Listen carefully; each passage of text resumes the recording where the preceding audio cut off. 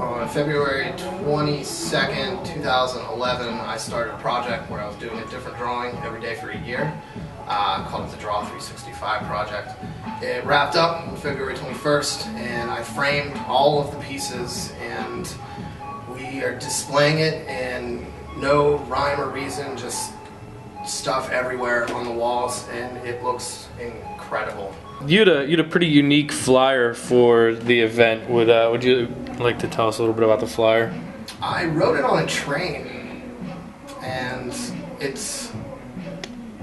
there's a couple pieces where they are written on trains. It's nice that they're not in Pittsburgh anymore, and it seemed like just the aspect of like a fleeting drawing that was going to travel somewhere else really enticed me during the project, because obviously I'm not going to frame the original of that at all, but it was fun, it's free, it's fast, you can do a whole bunch of them in one day, they're generally pretty funny, and it just, like my hobbies are, I like walking on train tracks, and I like going to river spots and watching the sunset, and I like overlooks, and pretty much like the like shitty, dirty part of post-industrial Pittsburgh that they're trying so hard to get rid of, building all these new, especially in the East, and these like bullshit walnut capital looking things all over the place. I don't really like that. I like drinking a 40 with my friends on some train tracks, watching the sunset, making fun of each other in a brutal manner. It's pretty much a nice, quiet Pittsburgh evening. A few months ago, I drew a picture when I was prepping for the Blasphome show, which was in January. I did a Pittsburgh design, and each letter was represented of some different aspect of like logos of a Pittsburgh-based organization.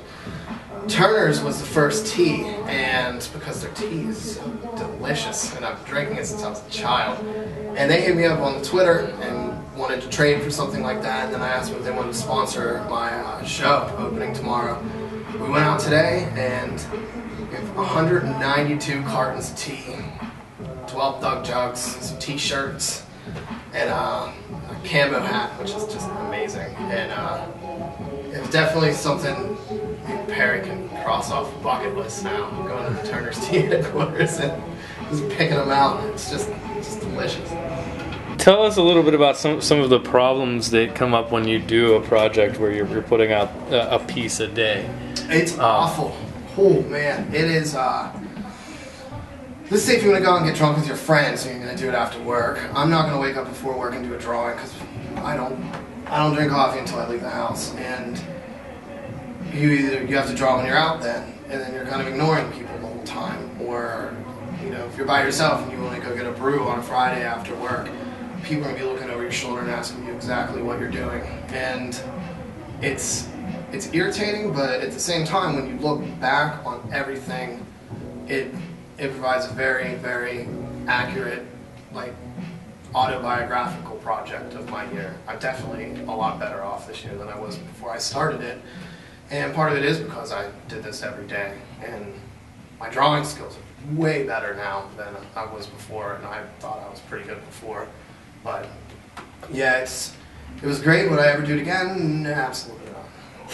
Would I suggest other people do it? Probably not. I mean, it depends how like I'm pretty disciplined, so like how disciplined you are, you can pull it off. But I mean, there's going to be some days where you just do some absolutely atrocious shit, and then there's going to be some days where you work 9 hours and then go home and you just hit a groove and you draw until 5 in the morning and have to get up 3 hours later. So it's good, but good fucking God, was it a lot of work. Let's say like over 1,200 hours over the course of the year. And then framing was like over $2,000 and 200 hours just for that. So it's definitely an expensive endeavor, but now that the show's hung, do I regret it? No, no. It's the best thing I've ever done in my life. Nice. Ooh, I would like to thank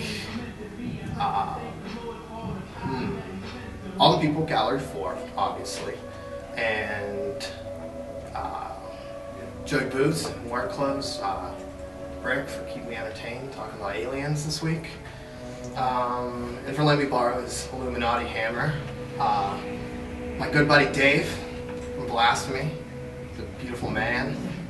And let's see, Turner's Tea, obviously, with their sweet, delectable nectar of the gods.